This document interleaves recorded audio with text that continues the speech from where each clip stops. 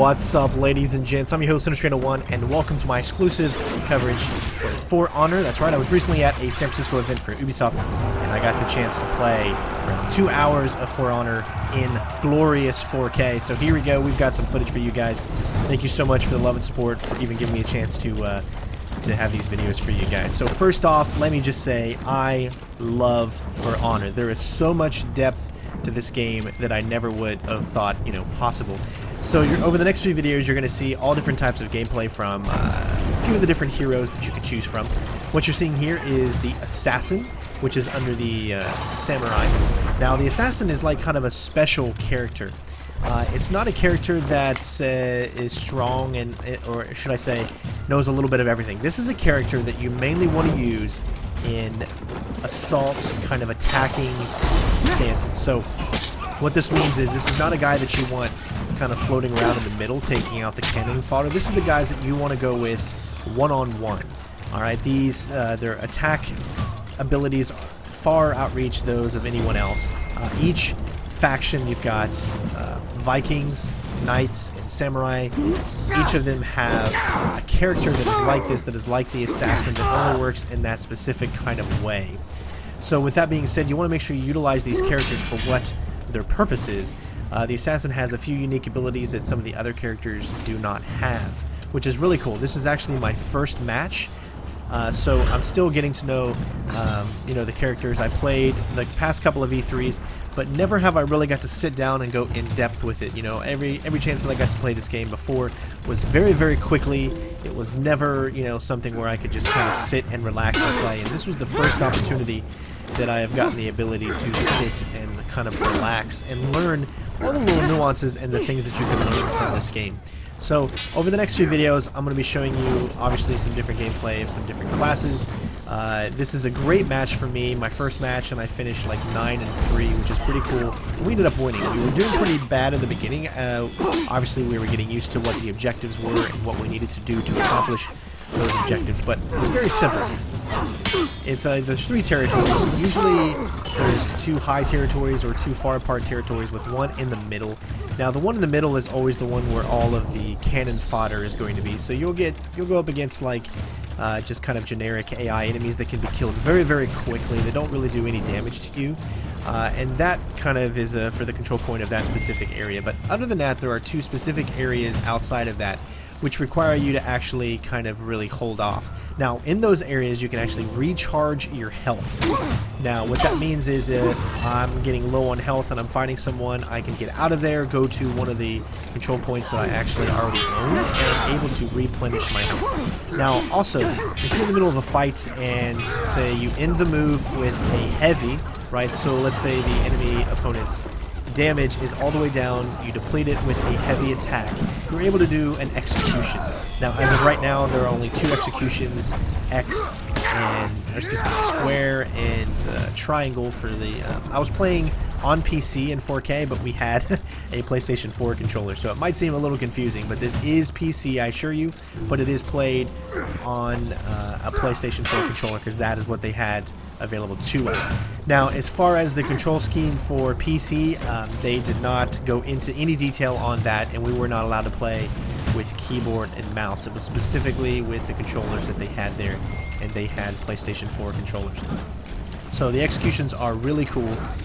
The moveset's very, very simplistic, but at the same time it requires a lot of skill. You need to be able to read your opponent to the best of your ability. Now what that means is if his stance is right, you need to be right. If his stance is left, you need to be left, or up, up. Now, you can use this in offensive and defensive ways. So defensively, you could sit there and just be a defensive player and kind of wait for that opportunity to do a parry or a counter move and then go in for the kill. I try to mix it up a little bit as I want to get as much out of this as I can, to try to learn a little bit of the moves. So sometimes I like to go on the offensive and sometimes I like to go on the defensive. But after playing this game for 2 hours, what I got out of it was the fact that the Assassin is someone that you want to stay on the offensive with. He's not a very good defensive character. meaning that you can be beaten very easily if you try to stay defensive. He has a little bit more damage when it comes to his attack, so you want to use him in more of an attacking fashion, which I don't really get the hang of just yet in this first match, as I'm not used to this character yet, and it's the first time I'm actually playing this character as well. But yeah, so I'm going to be explaining a lot of different things. We've got to play on 3 different maps over the gameplay session. 3 different maps. We got to do a couple of different modes. This mode, again, is strictly that kind of capture the section mode. But the gameplay is I mean, honestly, guys, the game in 4K is so beautiful. I'm so happy that they gave me the chance to actually show this gameplay off in 4K. And the other cool things about it is there are some amazing moves that you can pull off.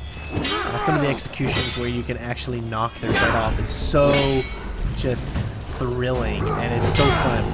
Obviously, you're going to get the most out of this game if you work with a team. The team is very important on this, as the more you work with a team, if you can get 2-on-1, the better chances that you're going to have to come out on top. We quickly turned this whole round around because we were actually using teamwork. We were talking with each other.